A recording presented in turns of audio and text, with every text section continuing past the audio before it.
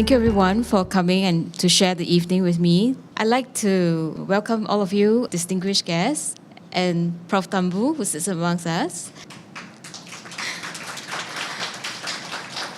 I'm part of the arts team at the National Library, and among my various tasks as a librarian, I perform selection, and also I take care of donor collections such as the Edwin Thumboo donor collection, so that these collections are continuously developed and refreshed. And part of the collection development also includes engaging with donors and to donate relevant materials to the National Library. We strive to collect and preserve these heritage materials for all current users and also for the future generations. The Edwin Thumboo donor collection, which I'm showcasing today, is the result of a team effort and the generosity of Prof. Thumboo, of course. So for today's program, I'd like to go through, of course, Prof. Thumboo needs no introduction, but I'd like to share with you some milestones and memories in Prof. Thumboo's life and times. And also, I'll take you on a creative journey through his manuscripts and typescripts of iconic poems and other highlights of the Edwin Thumboo donor collection. And also, I'd like to take a walk down memory lane with you as we trace Prof. Thumboo's imprint through his place poems. Thereafter, we shall have a brief performance, a music and poetry recital. Thereafter, I will open up the floor for questioning, and you can view the curated selection of books. In 2006, the National Library received a very generous donation from Prof. Thumboo, and in total, there have been about more than 4,000 monographs, serials, as well as manuscripts, typescripts, and other personal documents, such as letters, cards, and notebooks. Thanks to his generosity, researchers and readers are now able to enjoy the literary legacy of this collection for research and study. To understand more about Prof. Thumboo, I will explain about this photo. It shows a very young Mr. Jabez Thumboo, Prof. Thumboo's father, and you can see that they're all wearing very anglicized costumes. Now let me share with you a little bit more about his family. Prof. Thumboo is part Indian, part Chinese, and his paternal grandfather had trained as a civil engineer and had come to Singapore in the 1880s to seek his fortune. And he took service with the colonial government. His grandfather retired as the superintendent of the Public Roads Department and spoke excellent Malay as well as other languages. Prof. Thumboo's father, Mr. Jabez Thumboo, was a teacher and a keen huntsman. Looking at this photo, it's like I said, very clear that they come from a very westernized family. And the next picture, you'll see that he was a very avid huntsman. You can see the spoils of his hunt there, right there on the steps, as well as you can see him dressed in hunting gear. If you are wondering how Prof. Thumboo's father, Mr. Jabez Thumboo, met Prof. Thumboo's mom, who is Teochew Peranakan, Madam Kang Sai Eng. He met her through her brother, Mr. Tik Soon, who also loved hunting. This is the very same uncle in Prof. Thumboo's poem, Uncle Never Knew. So looking at this photograph, showing a bygone era whereby wild animals prowled the untamed countryside, it's quite clear that where a young Prof. Thumboo inherited his love of nature, a very common theme in many of his poems. If you see the baby in the pram, that's a very, very early picture of Prof. Thumboo. It's a very classy pram, isn't it? The thatched roof house, the one with the atap roof, actually belonged to his paternal grandparents. Now, Prof. Thumboo's grandmother owned some land in Mandai, where there are now army barracks. And this is a Mandai that probably many of us have never seen.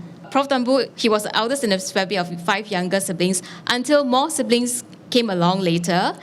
Prof. Thumboo grew up with, I quote verbatim, "I had the terrible experience of having 5 sisters after me. It took me a long time to recover from girls," he said. Now, we now know why Prof. Thumboo is always popular. He has a very charming trait that he must have picked up from being a big brother to his 5 sisters. Going forward, I'd like to also explain a little bit more about the privations that his family suffered during World War II. Prof. Thumboo's father was a teacher, and he actually had a very comfortable life, but the war changed all that. From a very comfortable family, his family's circumstances were very much reduced during the war. It disrupted his education, forcing him to attend Japanese school at Monk's Hill Road in 1942. On what he learned in Japanese school, this is what he said. They always treated us slightly older than we were. They always pushed us. The games we played always had the sense of war, of competition. Now that is something that an older generation would remember. The disruption of school and also the indoctrination of certain principles that the Japanese had. Now, what I want to share with you is also that when he was about 10 or 11, he had what he called the cake route. He actually had to sell curry puffs at the age of 10 or 11. Hard to believe, but this is what he said. He had to sell cakes, and his mother was a good cook. He used to look after the goats and the ducks, and he reared pigs. And they did everything that was necessary to put food on the table. Now, what did his cake route involve? Curry puffs, and only curry puffs.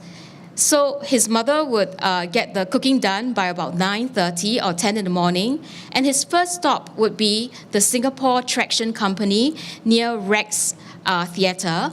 And then he would go down to Jubilee Hall, to what is now Jubilee Hall.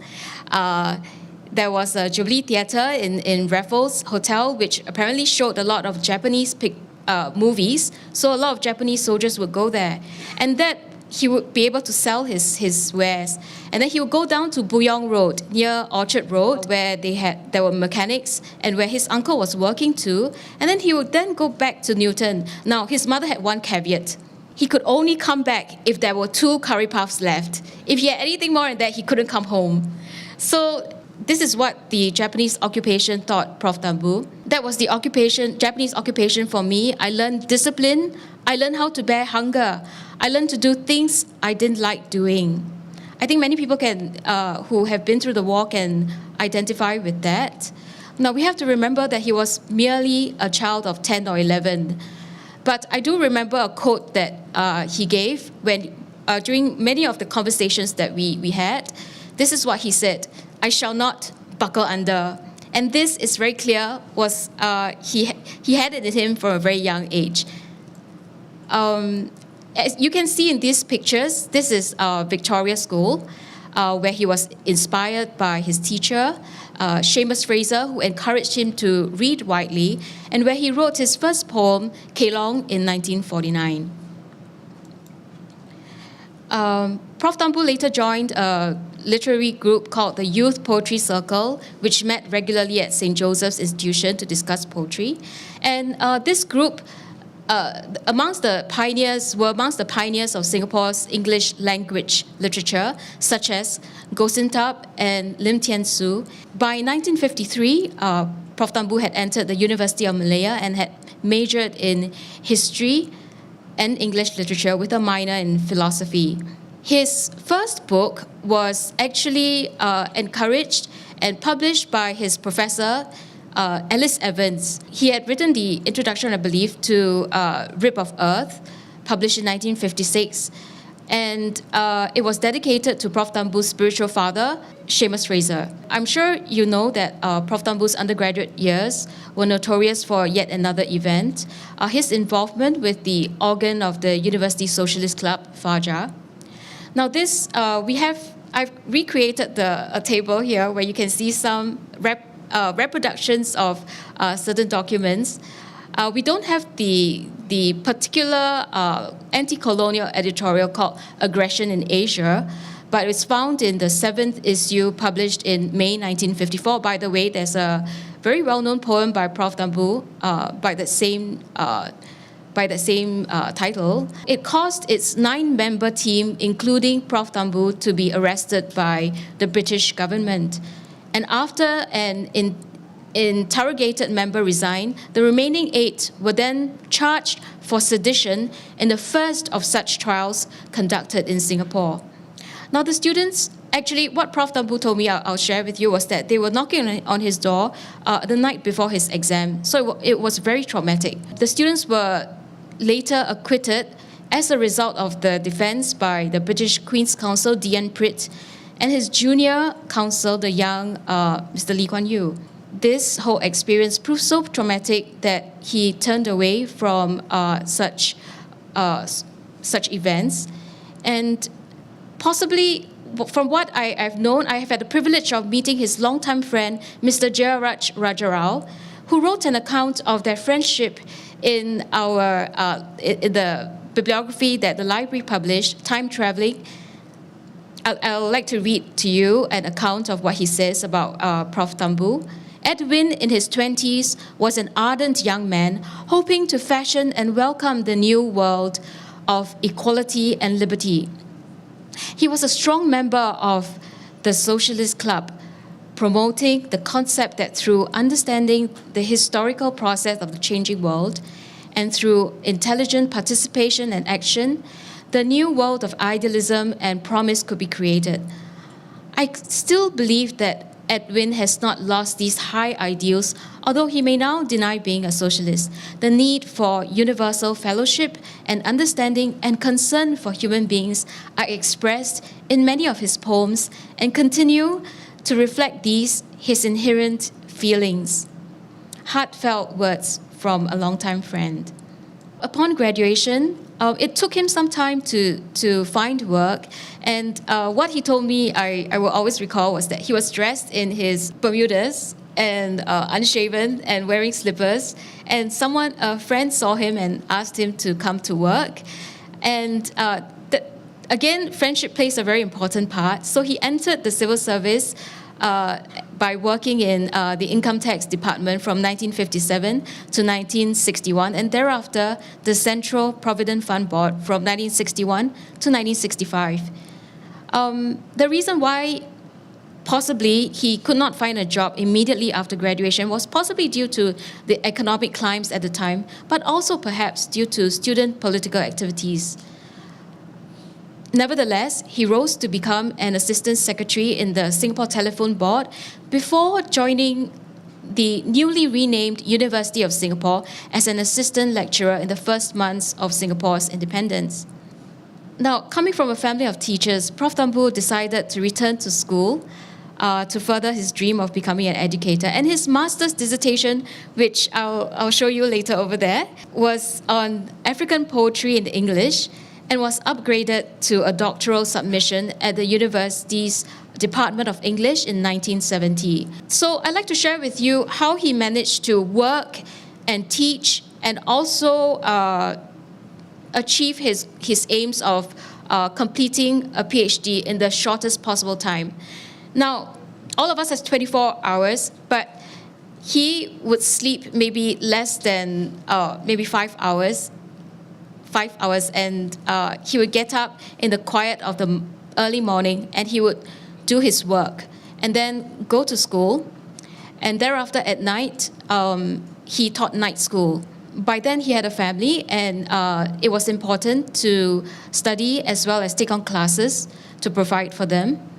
The areas that he taught included early English drama, romantic poetry, new literatures in English, and creative writing. And amongst his research interests were William Shakespeare, 20th century English fiction, and new English language writings, particularly from Africa, India, Malaysia, and Singapore. Now, his most significant work took root when he merged poetry and public concerns with the publication of Gods Can Die in 1977 and Ulysses by the Merlion in 1979.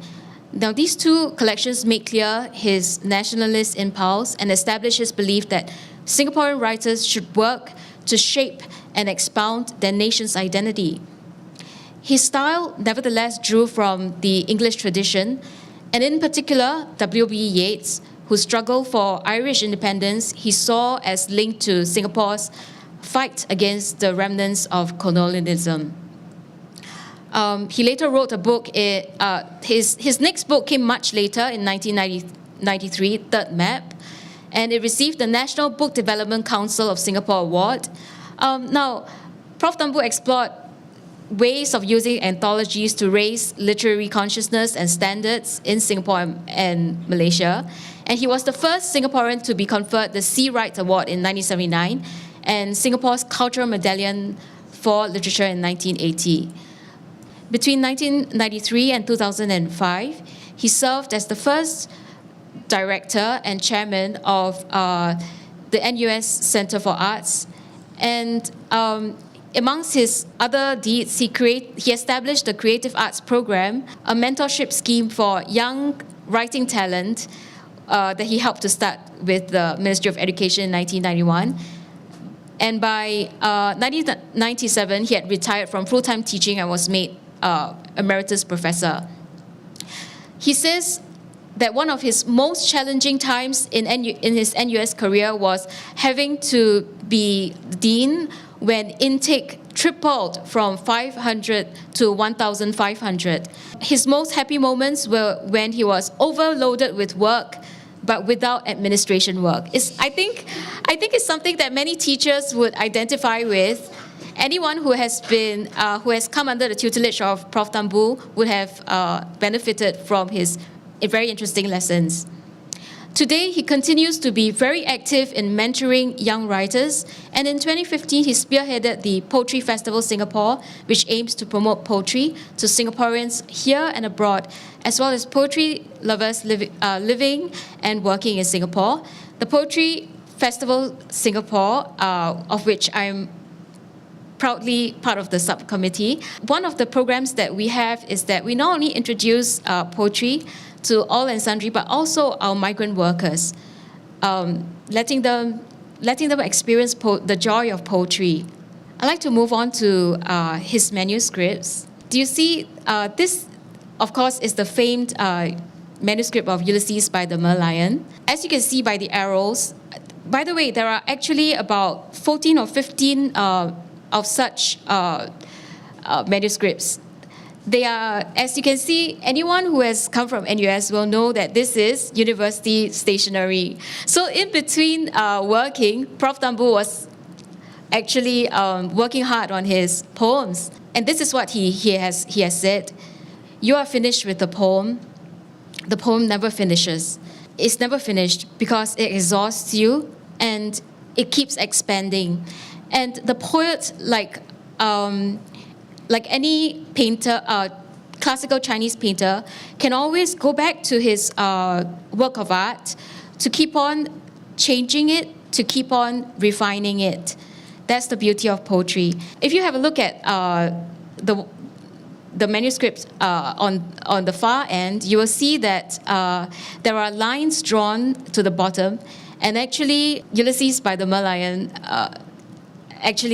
changed, had many iterations. And one of these lines at the bottom right, it actually listed out certain food items like dim sum, curry, and so on, but it never made its way to the end product.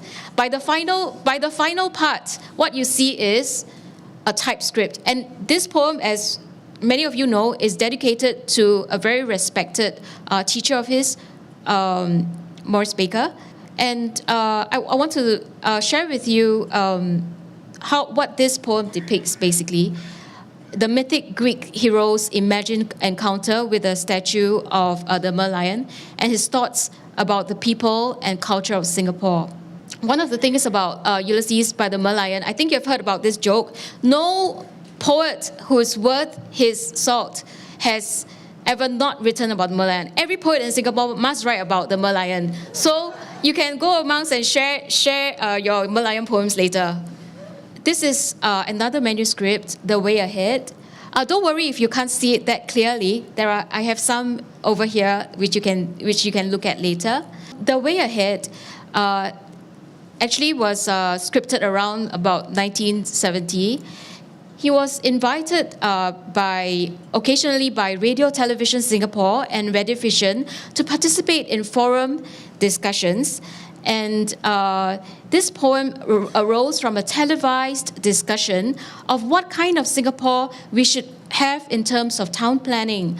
Now, the other two participants were a Dutch expert who had been invited to advise, and the civil servant, another civil servant in charge of planning.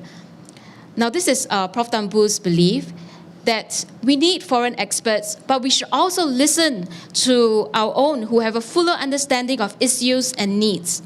And for Prof. Thumboo, the town planning meant the creation of a way of life for people, which for him put people at the center. So these handwritten manuscripts, as you can see, at first the title was A Forum on Town Planning, and then it's scratched out, and it's called The Way Ahead. So this is how the poem has evolved. I could only show two of it here. I was just told by Prof. Thumboo that The Way Ahead was actually one of the favorite phrases of Mr. Lee Kuan Yew. Okay, now this manuscript, The Exile, actually the character was inspired actually by a friend of his. The thing I want to show about this manuscript is that, as you can see, it's written on the back of a receipt. Educational Book Center. Again, Prof. Thumboo believes in recycling. You can actually see how much he paid for certain books. Poems of John Keats, $7.20. When I read this, I got really excited because, you know, it really reminds me of the kind of receipts that my grandfather had. And if you look around and you see these, maybe one day if you write a poem on it, you can donate it to our library if you become famous. Okay. Now this is a manuscript of Gods Can Die. You can see that it was at first written on foolscap, and then it became a typescript. Again, this shows an expansion, and you see the scratching out, the meticulous attention to form and structure. That is how the poet refines ceaseless toil of his work. And Prof. Thumboo has a way of going back to his earlier poems and refining it. As you can see in some of the books here, The Best of Edwin Thumboo, published by Librarian, is one of those books whereby you can see new versions of older poems. I shall be reading some of them later, but perhaps we can go on to something more exciting, some of the highlights of his monograph collection. Now, this is an annotated book that, as you can see, is a very beautiful book plate with Victoria School stamp on it. And Prof. Thumboo received the top award for school certificate, which is the equivalent of the O-level certificate in 1951. The poets that he was exposed to as an undergraduate included W.B. Yeats and T.S. Eliot. Now, this copy of 4 quartets, actually, he made copious notes whilst he was reading the second poem of the 4 quartets, East Coker. Now, let's go on to the next one. I think you'll be very interested in this picture. When I wanted to put this picture up, at first there were violent protestations from Prof. Thumboo. Why do you choose this picture? But then I found this book and I matched it, and the time period kind of coincided. It was this was at the Dunyan Road Hostel, where you can see that he's really getting into the mood of the poem. And this particular annotation, actually, if you can't see it properly, I'll just explain it. It's about the garden symbol while he was reading the first poem in the 4 quartets, Burnt Norton. What it says here, I'll just read a small sentence. Increasing appearance of garden symbol, a child has greater perception of reality. When I look at the copious notes in minuscule handwriting that Prof. Thumboo made, not just in this book, but many of the books, you really feel as if, you're brought back in time. And also brought back in time in the sense that you as a student, you would do that too. And I remember one of the things that my colleagues said to me when they first saw pictures of Prof. Thumboo was, who's that? I said, Prof. Thumboo. What? Prof. Thumboo looked like that? Yes. He was Of course, a very active member of the Poetry Circle. We go on to the next one, autograph books. Now, as you can see on this slide, would be Professor Wang Guangwu's autograph. I think it says, "With affection and gratitude." This is, I believe it's a journal, Essays on Literature in Modern Asia. And the one next to it is the book in blue. It's by Professor Tomiko, with his very distinctive signature. So there are many of such books in the collection. And this book, Fistful of Colors, by Suchen Christine Lim, it's an award-winning book. And it says here, there are also many messages of affection and gratitude for Prof. Thumboo's friendship. The one next to it would be Mira Chan's A Choice of Evils. Now, I also curated some of Ms. Mira Chan's collection, and one of the things that I found was a letter from between them talking about the book. And so she had sought advice from Prof. Thumboo, and she thanked him profusely. So this book is the result of a lot of, I suppose, a lot of correspondence. And so that is why you see these messages. They really do have a lot of affection. And the process of writing, I think every writer understands that it really takes a village to make an end product. For Crossing the Chopsticks, this is a book by, this is a poetry book by, sorry, couldn't see. Thank you. Heng Tian is right there. And as you know, Miss Heng Tian, she was a student of Prof. Thumboo's, who has worked with him for many years, also helping with the Creative Arts program. There's another book over there, which I'll hope to show you later. And right beside this book is a book of poetry by Jen Camp, and she also autographed this copy for Prof. Thumboo. This is a Straits Times annual. What I found interesting about this donated periodical is that it shows not only Prof. Thumboo, but also other writers like Arthur Yap, Tan Kok Seng, and Lee Su Ping. So this particular article shows Singapore literature as it was developing at the time. By the way, this was written, I believe, in 1977. We go on to the next one, the Papua Pocket Series, Poet Series. Now, this series of very slim poetry chapbooks was started by Uli Bayer, who had arrived in Papua New Guinea in 1967, and he played a major role in encouraging young Papua New Guinean writers and helping to make their work available to the public. Nationalist literature, of course. Now, Bayer edited these slim paperbacks which publish Indian, Indonesian, African, Australian poetry, as well as that of Papua New Guinea. Now, when I first saw these chapbooks, I was really intrigued because I'd never seen like such a complete collection of very beautifully illustrated covers. But inside, the poems inside are really powerful. If you have time later, please flip through some of them. These are some of the limited edition books. You can see the Rubaiyat. He has many of such books in the collection. And you also see a very beautiful watercolor painting. That's Arthur Whaley's Book of Chinese Verses, translated Book of Chinese Verses. Now, these Prof. Thumboo has an interest in well-designed and produced books where poems are accompanied by beautiful illustrations.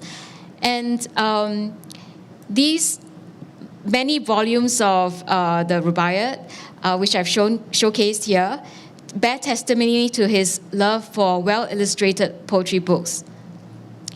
We go on to the next one. I would like to explain how this idea of the mapping of place poems came about. In 2012, I was given the task of curating or helping to curate an exhibition on Prof. Thumboo's works. And the thing about this exhibition was that it was supposed to make poetry come alive. It was done by a team, by the way. And what we did was that we recreated an interior and exterior representation of Prof. Thumboo's public persona and his private life as a writer. So from the very cool white walls that you can see here, actually all etched on the cool white walls. I'll skip on to the next slide so you can actually see it. Do you see that the outside is actually etched with it has many lines of his poetry on the outside. But when you go within, a warm interior beckons you. And that's him and our guest of honor, Mr. Dana Balan, at the opening. And we recreated a living room as it was when from the time of perhaps his grandfather's time. And also, I'll go back to the other side. Do you see that this TV and all that? Actually, every station, right, was meant to showcase a poem. Like, for example, this table here, actually, it showcased some of the poems that he had written when he was a student. And we also had some other teaser exhibits at the lobby.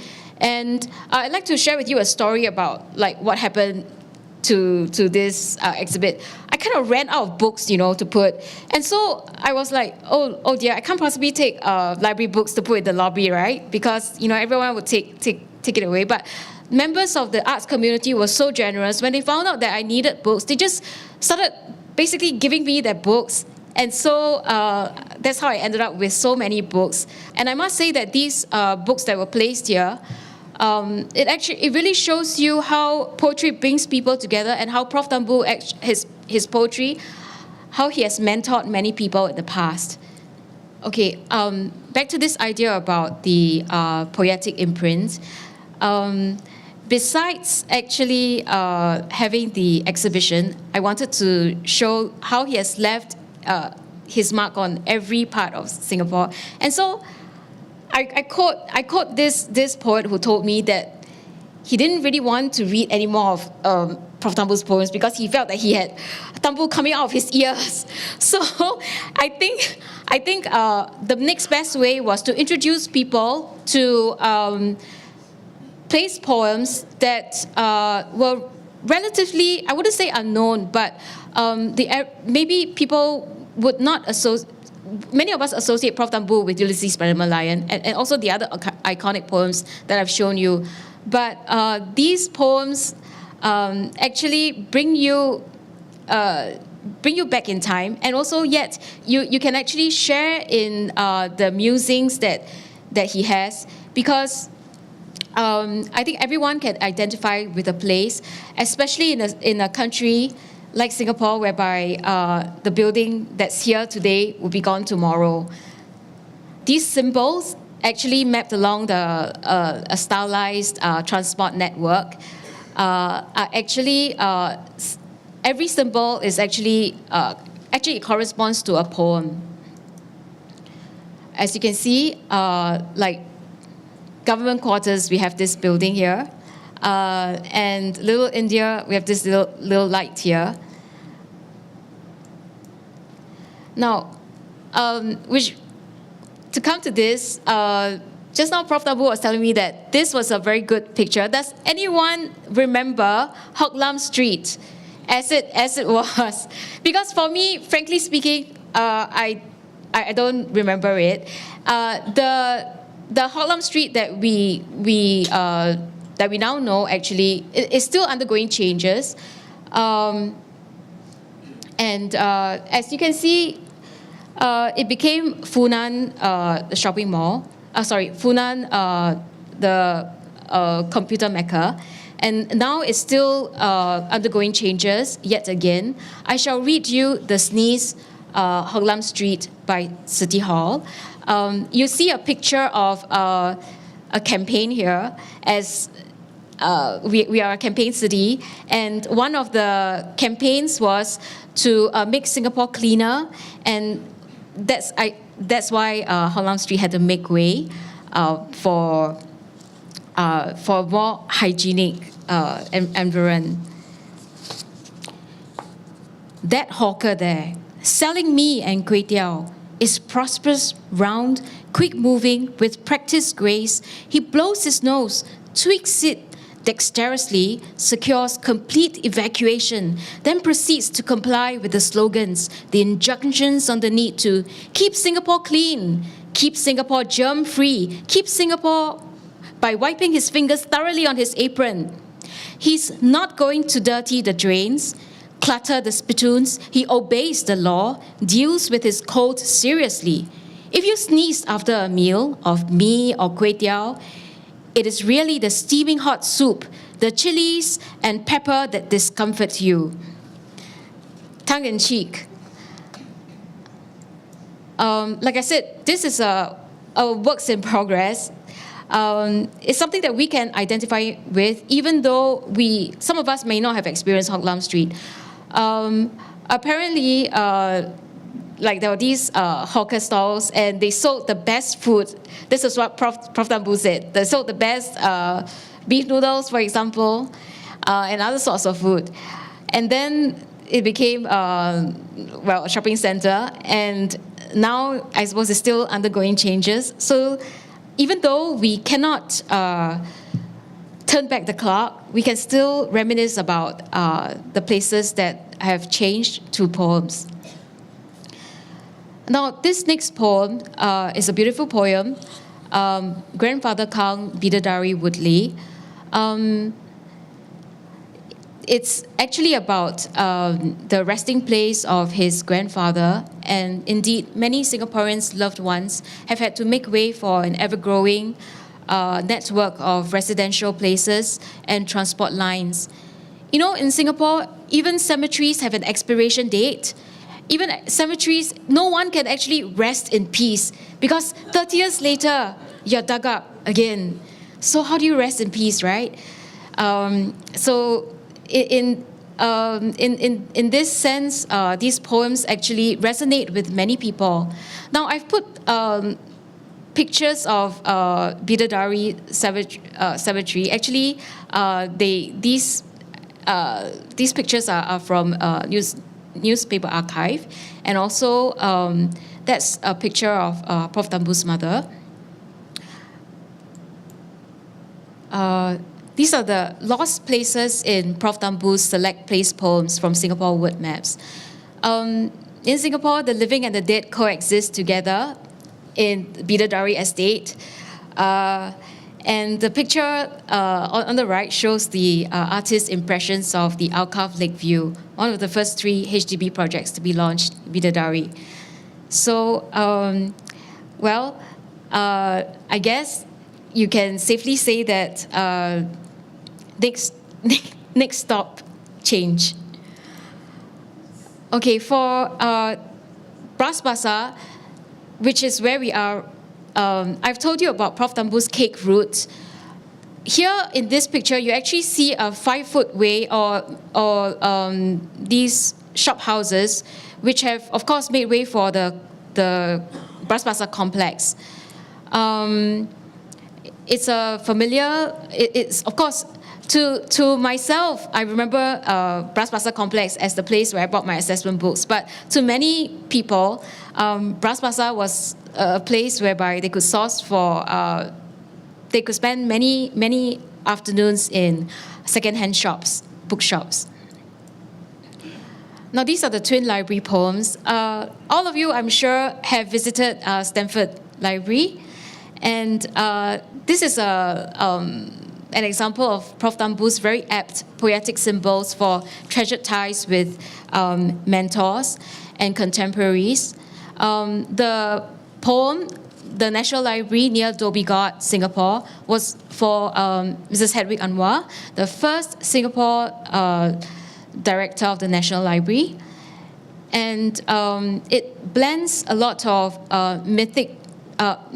literary and mythic characters. And of course, it talks about how the library is the custodian of many of our treasures.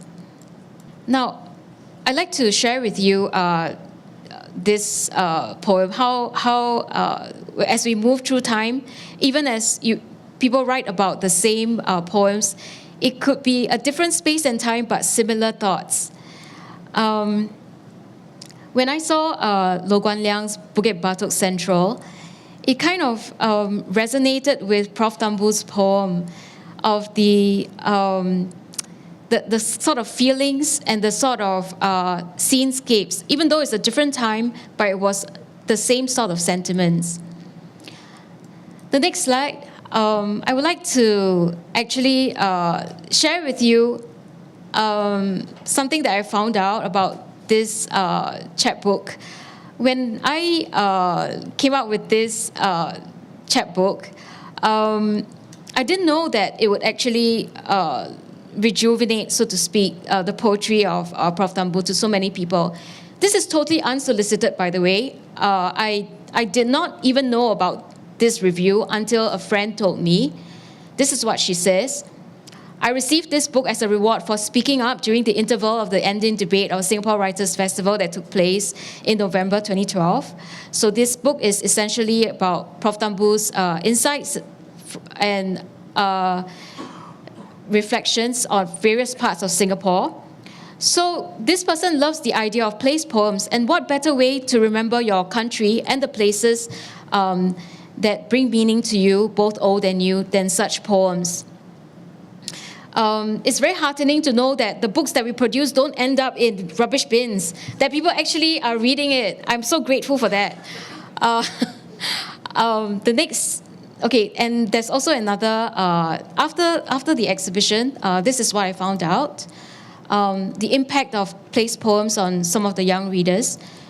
So this is what a young reader said. I find that a lot of Singapore's history and happenings are revealed in Edwin Thumboo's poems. One poem that caught my eye was the one on Bukit Panjang Hill, village town. Now this poem, Prof. Thumboo actually wrote it specially for the exhibition.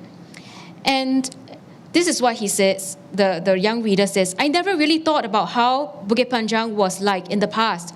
Was it full of dense forests? Did people actually live here long ago? The poem talks about this, how it really was in the last time. So it starts with the threat of war and how Singapore had to go through World War II.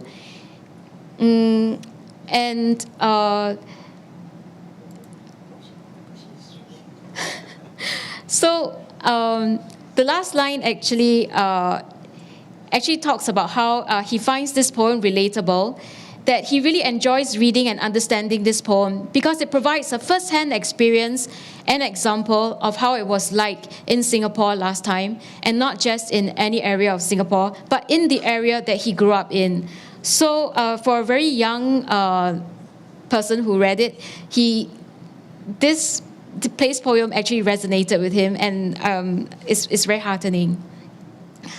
I'd just like to skip some of it. We have come up with a new art space.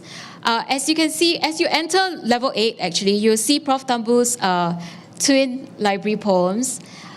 We wanted to reimagine this space, coupled with Tan Swee Hian's centerpiece of A Couple. Now, how do we integrate artworks in a library space, and how do we bring the arts community together, writers as well as our patrons, by juxtaposing poetry, artworks, and photographs. Now, if you look at this picture, this painting of the Stanford Library, actually below it is an excerpt of Prof. Thumboo's original library poem for Hedwig Anwar. So we decided that in order to let people better appreciate paintings and artworks, we would display it the way it was. And I would also like to share with you that coming up soon are some poetry workshops. The next one by Mr. Z. Hao Guang. And also, we also have a night fest going on. And in the past weekend, we had a very good response of reading poetry, Beauty or Beast. And for every program, we would definitely take our participants on a tour of the art space, as well as our newly refurbished Donors Gallery, of which you can also watch a video of Prof. Thumboo. With that, I would like to share with you also, we have a Consult a Librarian service. You can ask us questions, in-depth questions to do with your research. We try our best to help you. And of course, we have reference point. Before I open up the floor for questions, I'd like to recite this poem. I'd like to invite my colleague, Mr. Chong Tong Yang here. He's a music librarian from Library at Esplanade. And I will be accompanied on the flute by Tong Yang. And this melodious tune that he will play is called Si Xiang Yao by Mr. Li Noah. Now, Uncle Never Knew is a poem that was inspired by Prof. Thumboo's maternal uncle, who introduced him to Chinese classical literary works. So here goes.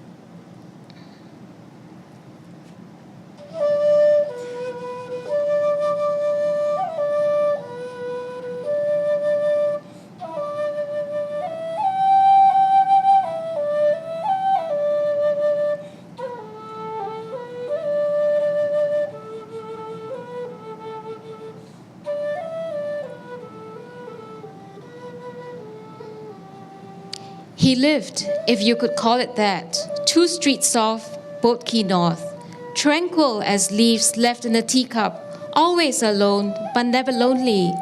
The daily bustle of barge and coolie, ferrying rubber, rice and spice, all energy and profit for Taugays and Guthries, slipped past without ripple or sound or promise. No enterprising cleverness to make his brothers happy, as nothing drew him to our hot meridian.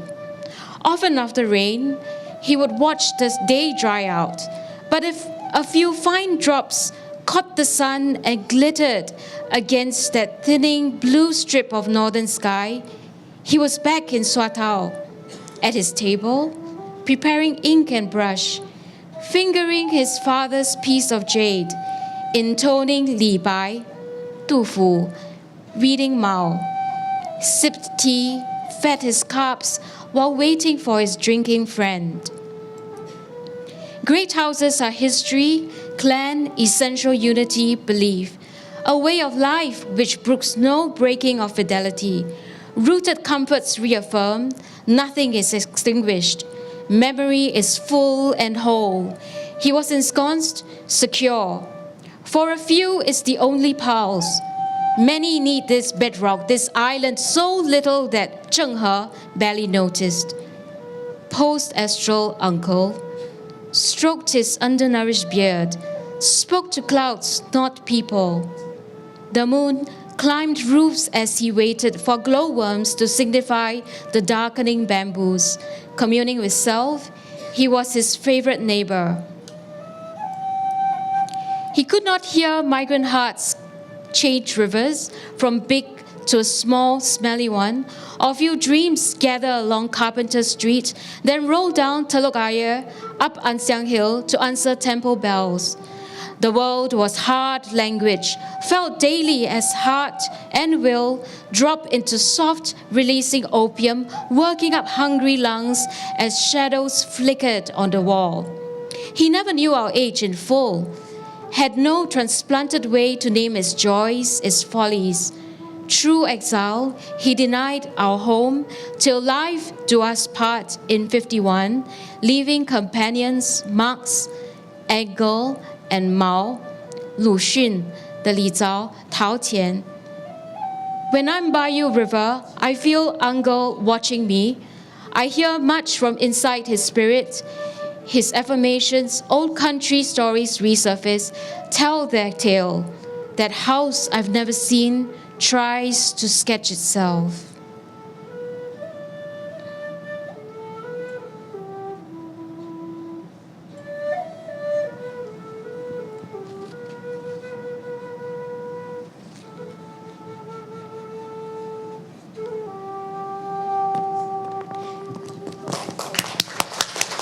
Thank you.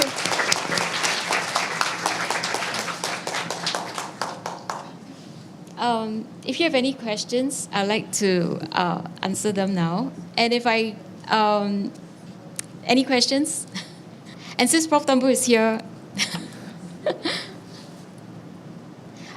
has anyone noticed about that table over there? It was actually used in the exhibition some years ago. And we carted it up here. I've recreated it to make it look as if, he is in the process of writing. Many of the books there are actually written by him. And also, you see his PhD thesis on African literature. So please feel free to browse also. All right, anyone has any comments or questions? Oh, yes. Yes, Xiao Tian. Testing. Thank you, Michelle. So nice to have Prof. Thumboo here as well. I think it's a privilege. I'm just curious because I'm a teacher too, and it's very discouraging sometimes when you mention names like Edwin Thumboo, Arthur Yap, or Lee Tzu Ping, that sometimes our next generation don't seem to recognize some of this. How do you think we as a society can awaken the consciousness of the young and make them realize that there were people who charted the path before us? We have a lot of focus on the politicians, on the economy, on people who make the money. But I think it's equally important to recognize that there were people who were kind of like cutting through the forest, if I may use the metaphor, before we were writing too. Because I think a writer who does not know the origins of some of their beginning tradition could be impoverished and not be centered enough. Yeah. So what do you think we can do with? Thank you for your question.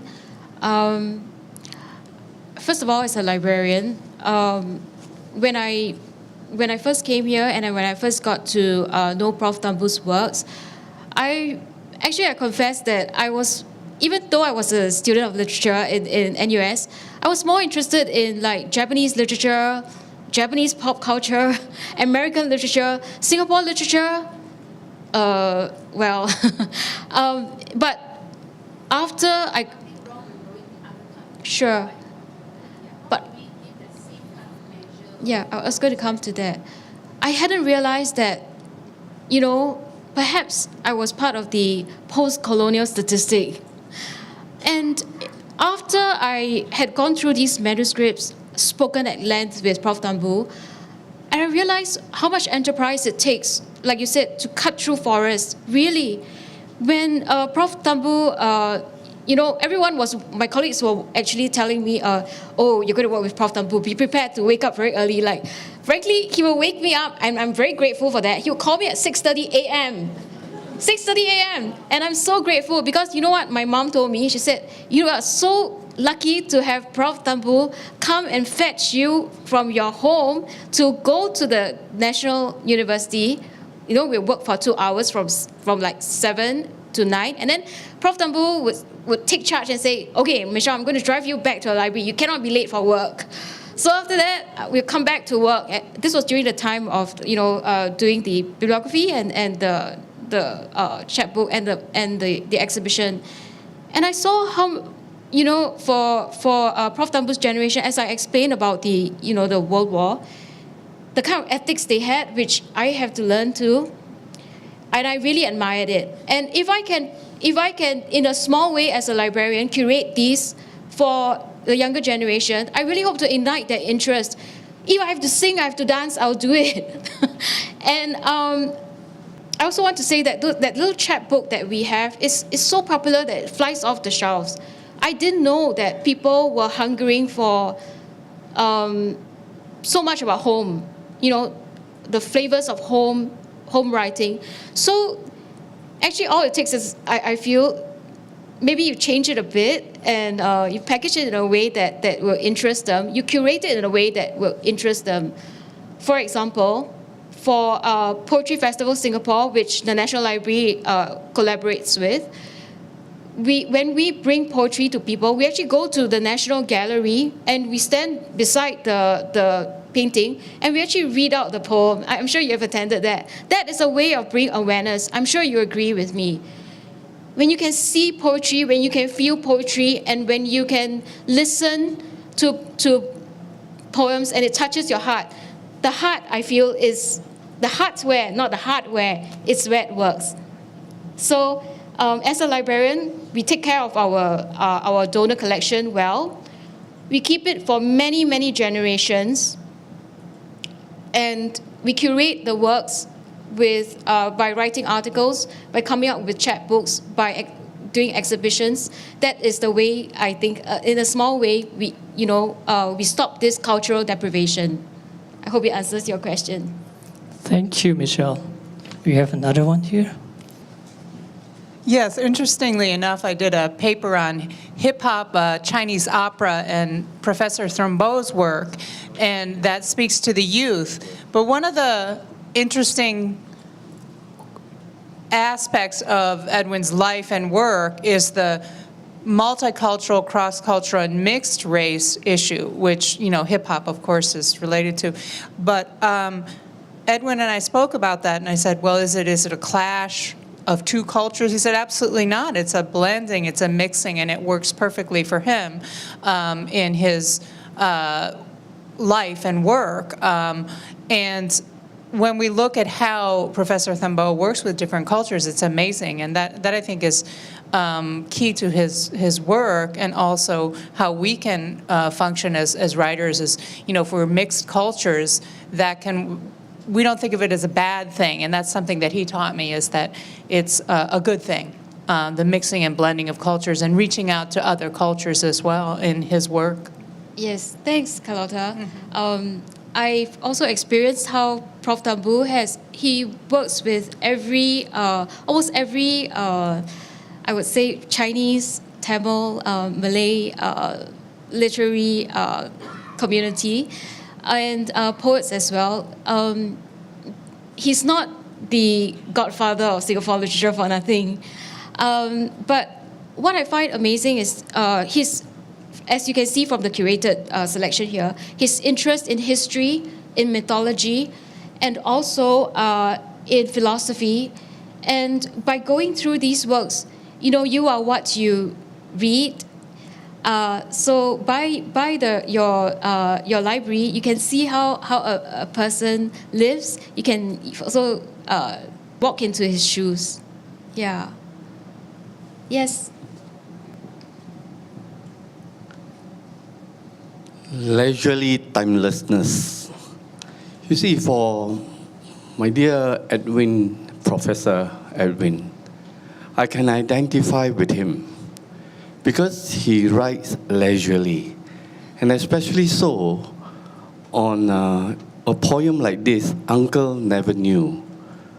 My father's shop was at Boat Quay, and I now live near to Ang Siang Hill. And Telok Ayer was the banking circle. And even your Hock Lam Street. So all these are very significant to me.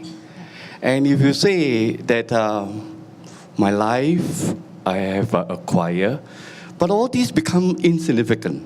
Because what I can identify with Prop is so beautiful, and I treasure it.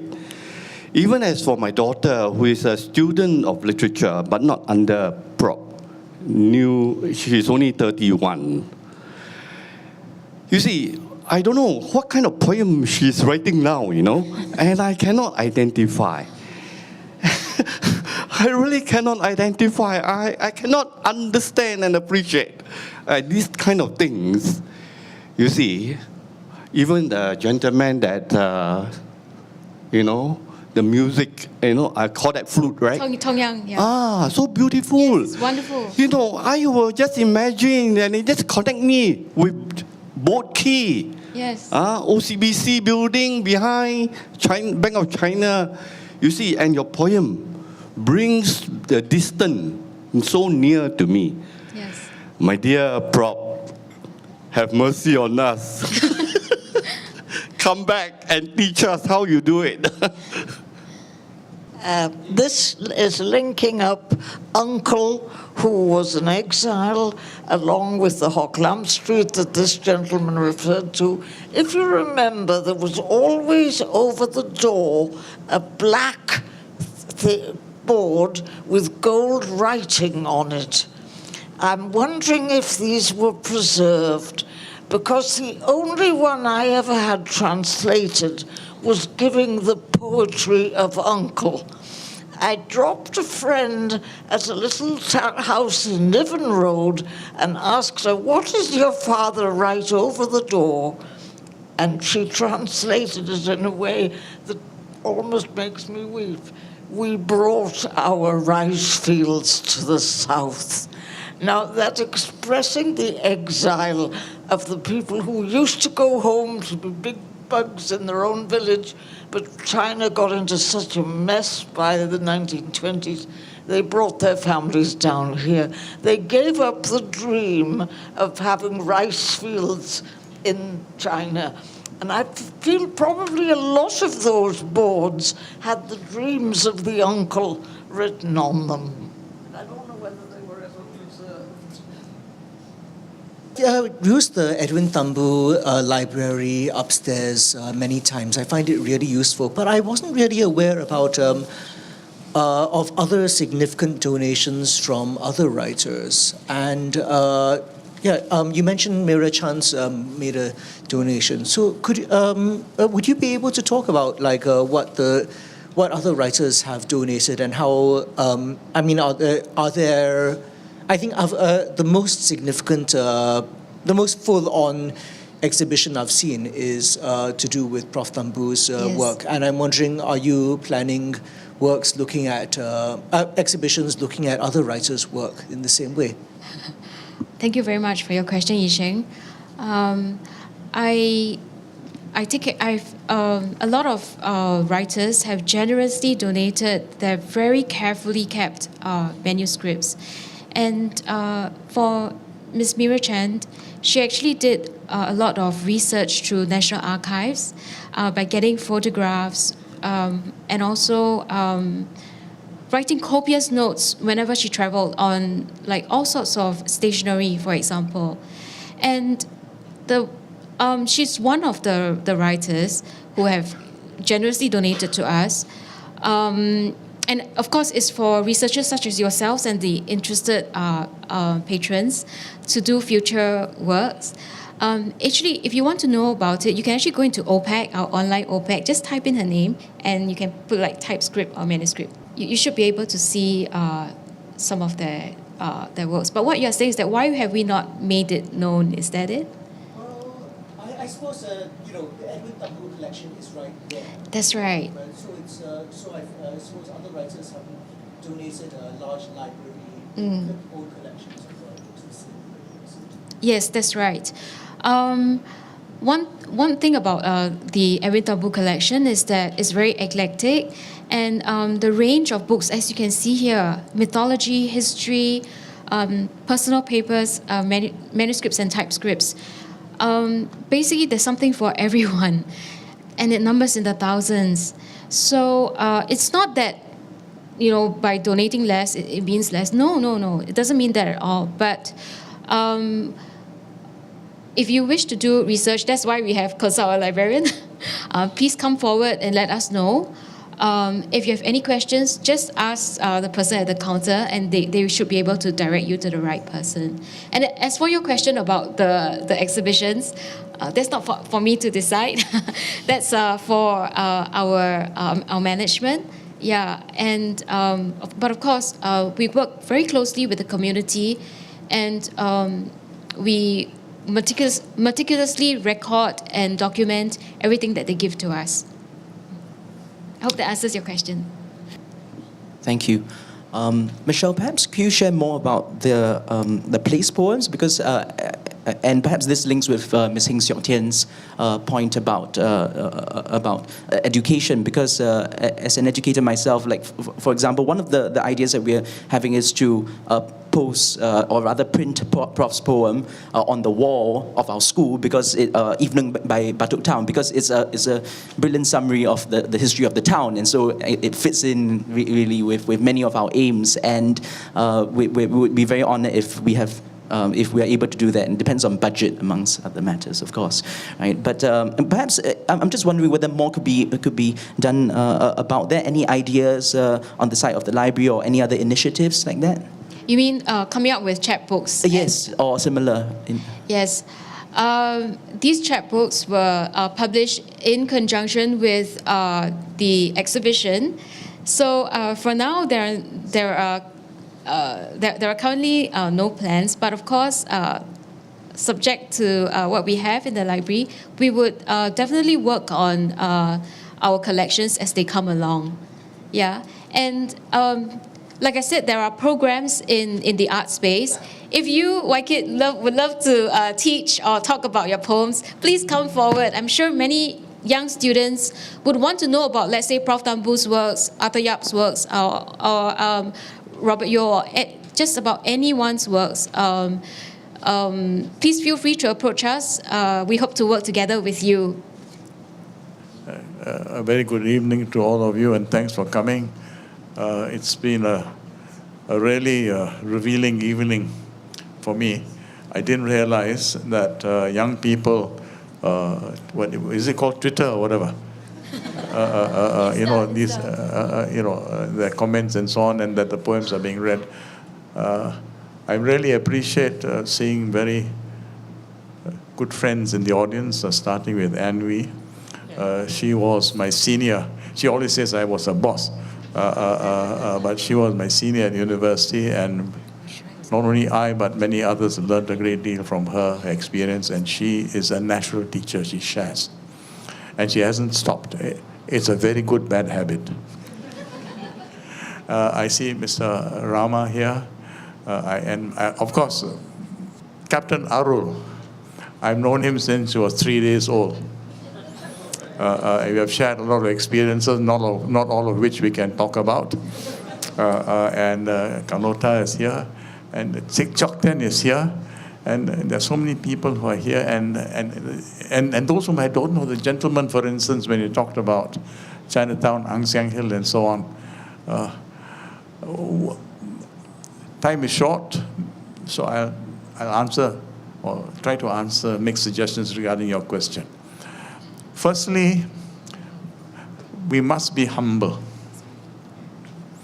If you think you're good, and all writers have a huge ego, some of the egos are so big that they're not visible. But we keep that under control. And we need that ego to drive us to do things. But remember, humility is important. And I have a poem which I won't be reading, where I suggest we should take ourselves and our egos, the id, the superego, into a little quiet corner in a little room and examine ourselves and see ourselves, so that we reduce the ego to something manageable, something negotiable, something that can be shared.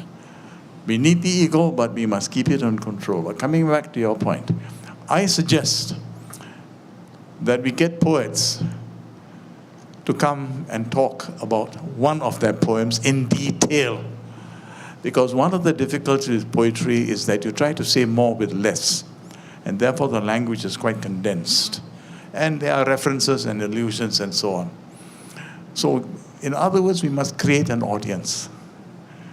And people are intelligent. They are intelligent. They know, they ask questions, they have feelings, they're like us. They are poets in their own way. So what we need to do is to give them the means of understanding. And once you give them the means of understanding, they take off. They educate themselves, they can expand their capacity, their analytical skills, and so on. So I suggest, even if you have an audience of 2, it doesn't matter. It doesn't matter. And you know, in fact, I prefer small classes, small groups where you can really interact. So get the poets to come, get you to come. Pick one of your poems. Talk about it in detail and answer. And don't always pick the good poems, you know. Pick some of the bad ones. Because we do write bad poems, you know. And when I look at some of the stuff I wrote before, I say, ugh, who was the guy who wrote that one? So we started that way. And a lot of things are happening. So you are in a fantastic position. Once a week, just announce it. So-and-so is going to read this poem and post a poem. You've got all the, I nearly said bloody, but still. You've got all the electronics. Use it and have that. Start small. Build up your thinking, feeling readers. But most important, a mixed audience here. You've got different generations with different memories, different expectations, and so on. Now, some of the poems written by the young people, incidentally, I take a handful of pills morning and night, and 2 of those pills give me a dry cough. Unfortunately, one of those things. So start this program. And get the young poets. And not only have the poets talk, but ask people, you bring your poems. And let's talk about your poems. Remember, we all started somewhere. Let's not forget our own beginnings.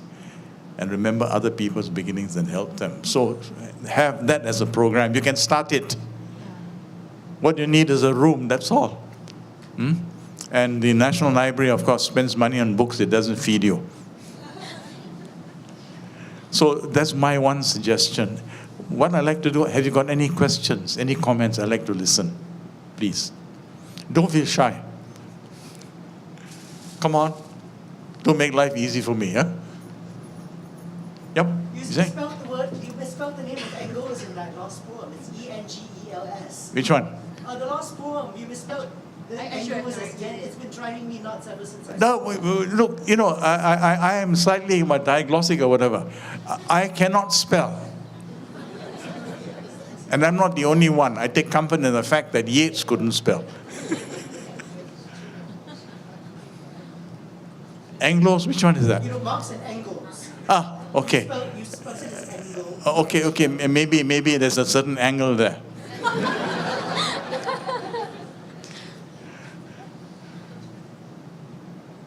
Come on, any comments and questions? Yes, please. Sure. How do you get yourself started with poetry at young age? Interest in words. And you want to say things. And you learn. Gradually, you imitate. At one time, I had Eliot on this shoulder and Yeats on that shoulder. It took a hell of a long time to get rid of them. But I learned a great deal from them. Not only from them. And we always think you learn from the great poets. No. Some of the minor poets can teach you a lot too. Ralph Hodgson, for instance. Paul Dane. People you hardly read their poems. But sometimes they have brilliant lines, like Paul Dane has a poem, "A glow across Manresa Park, the altar fire that no God sees." The altar fire that no God sees. Brilliant lines, and you learn from them. I noticed that some of the poetry that you write over the years, some of them looks like sort of prophecy. Like prophecies? Yeah. Oh, okay, Nostradamus, huh? It's really interesting. So the more I read about it, the more like, oh wow, it exists. It's like the poetry went to transcend to times, and then he or she went to another Dimension, era. And then when this person from that era was reading that from the past, like, isn't that deja vu? Well, you start writing that sort of stuff yourself. Why don't you give it a try? Good. Keep it up. Yeah, it happens. Remember, all of us are poets. That poet in you waits to be released. And the best poets are kids. And the educational system spends a lot of time killing the poet in the kid. Yeah, true. Because, you see, you got to look at the history of Singapore. We needed to survive, therefore the whole educational system has been geared to that. And then we forget the other things. Yeah, and one of the difficulties, of course, is that the language is increasingly dominated by the language of the internet, speed, and so on. You know, we do not see the contour of a word. And how many people use a good synonym, a book of synonyms? Very few, very few. Any more? Yes, sorry. Come. Yeah. You're a great inspiration to me. And your humility actually inspired me. I have not written any poem before after my A-levels. And tonight, I just want to begin. I think Start, please. Yeah. Sure. Sure. Sure. I'm just so thankful to a man like you, who is actually, in your own word, you know, we need not to lose our ego. No. Yeah. So humbling and so revealing, in fact. And I really enjoy you. Thank you so much. Thank you. Thank you so much. I feel humbled, really. Thank you. Yeah, lady there, you got this? I learned many things today, this evening. And one of the things that I learned was that I didn't know is that you had a great appreciation for the illustrations in poetry books and on the covers of poetry books. And I'm a visual art teacher. I'm not a poet or a writer. And I really appreciate that. So I also want to send out a thank you for the appreciation of how images can go with the words. Sure. Thank you. And let's thank the fact that we have artists. Really, it will be very important. Thank you. Thank you.